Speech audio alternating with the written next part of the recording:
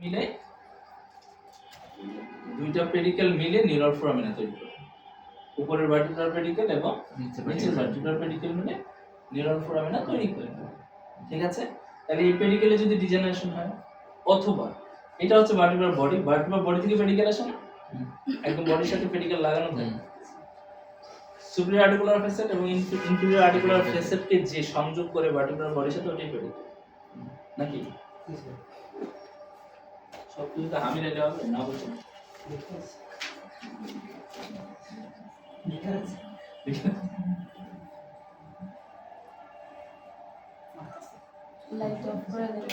না না না থাক থাক, আবার আমরা ফিরে যাব।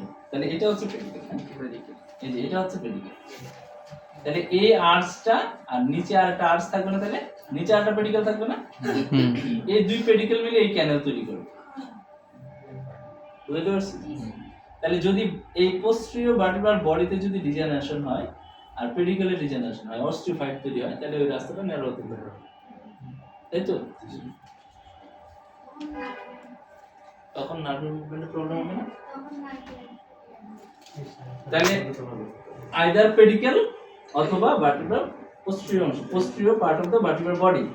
তাহলে এটা একটা কারণ।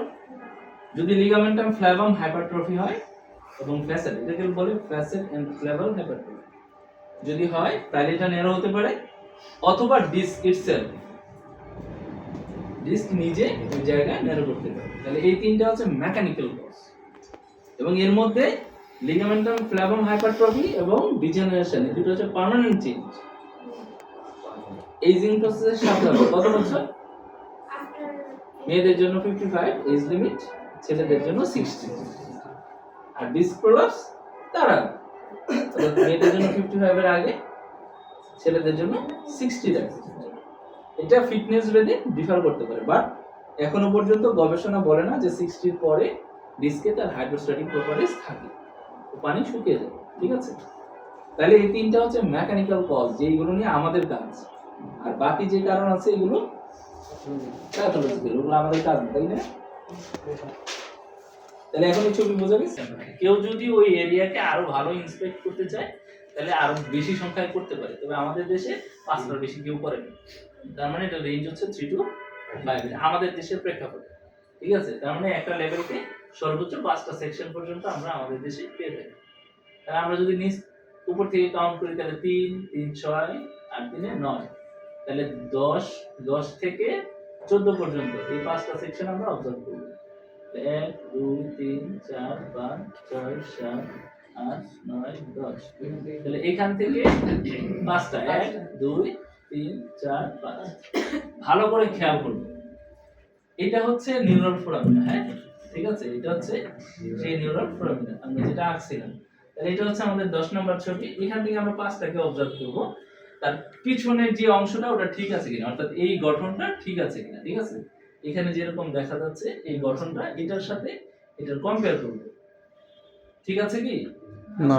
প্রথমে 10 নম্বর, তাহলে 10 নম্বরে এই গন্ডগোল দেখা যাচ্ছে। তাহলে রাইট সাইডে তার ডিস্ক চলে আসছে, এখানে আরো অনেক বেশি, এবং এই যে কর্ডের যে শেপটা আছে, হ্যাঁ আমরা এই শেপটাও একই সাথে অবজার্ভ। এখানে ঠিক আছে, বাট এখানে কি ঠিক আছে? না স্যার, এখানে ঠিক না। এখানে ঠিক আছে না, এখানে নাই। তাহলে এখানে এসে শেপ ঠিক আছে, বাট দিস ম্যাটেরিয়াল দেখা যাচ্ছে, তাই না? কিন্তু এখানে ভালো আছে। তাহলে 1 2 3 4 5 5টা সেকশনই আমরা ডিসকাস করছি। আমরা ডিসকের পরিমাণ অল্প অল্প করে হলো অনেক বেশি, তাই না? তাহলে এটা কোন পাশে বেরিয়েছে? ডান পাশে। ডান পাশে। তাহলে পেশেন্টকে জিজ্ঞাসা না করেও আমরা নিজেরা বলতে পারবো যে পেশেন্টের সিম্পটম কোন পাশে আছে। এই ছবি ক্লিয়ার এখন? জি স্যার। এই ছবিটা এখন আরো মানে সহজ হয়েছে। জিটেসলার এমআরআই স্লাইড আছে স্যার, মাঝখানে দিয়ে হোয়াইট স্পট ঠিক আছে, কিন্তু ডিস্ক কি অনেক বেশি বের হয়ে গেছে ওটার তুলনায়? হ্যাঁ স্যার গেছে। যদি আমি এটার সাথে তুলনা করি, আগেরটার মতো না, একটু কম। তাহলে এটার সাথে তুলনা যদি করি, এটাই বেশি, এটাতে বেশি, ওইটাই। তাহলে এটা অনেক বেশি বের হয়েও কর্ডকে ইনজুরি করতে পারে, কিন্তু সে কি করছে? ফ্লুইড কর্ডের আউটলাইন কোনো প্রবলেম করে নাই, কিন্তু সে সেন্ট্রালি কি করছে? ড্যামেজ করে ফেলছে। তাহলে এই কেসগুলো সাধারণত মোর দেন 5 ইয়ার্স আনট্রিটেড। তাহলে মায়োপ্যাথি হওয়ার জন্য মিনিমাম 5 বছর ঘাড় ব্যথায় ভুগতে হবে এবং চিকিৎসাহীন, যে আমি কোনো ধরনের চিকিৎসা করি না।